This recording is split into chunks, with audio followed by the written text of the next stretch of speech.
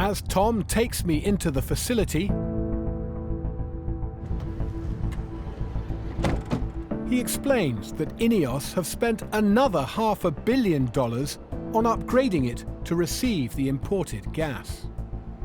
This includes building Europe's largest ethane tank, where the gas is stored before being fed to the heart of the process. This is the cracker. We take the ethane gas, heat it up to about 1,000 degrees, and that cracks it into smaller molecules. And those molecules can then be compressed and cooled down into primarily ethylene.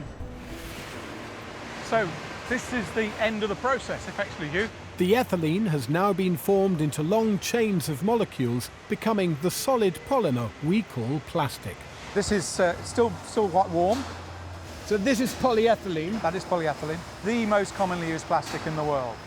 It's quite mesmerising just watching these bags fill up so quickly. I think you're filling one every 3 seconds. That sounds about right. That's phenomenal. Yeah. Every 3 seconds you're bagging up 25 kilos of plastic. On this bagging unit, and there's another one behind us.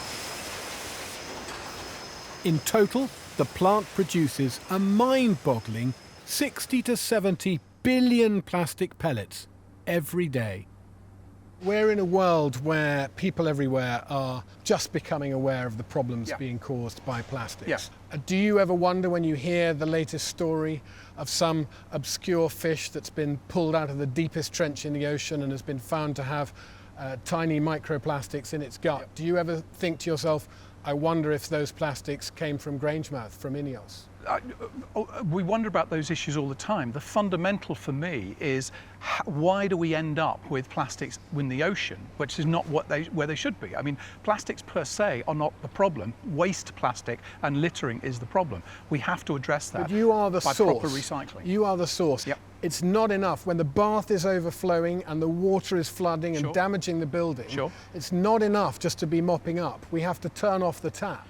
You are the tap. Ineos is one of the big plastic taps on the planet. Shouldn't we be reducing production, looking at other innovations that don't involve the spread of plastics across the planet? We're looking at all of those things. There's no point in turning the tap off because you stop the good with the bad. How close are you to solving chemical recycling? I'd say we're 2 or 3 years away from that. The mantra about closing the loop with chemical recycling of our used plastics is well rehearsed.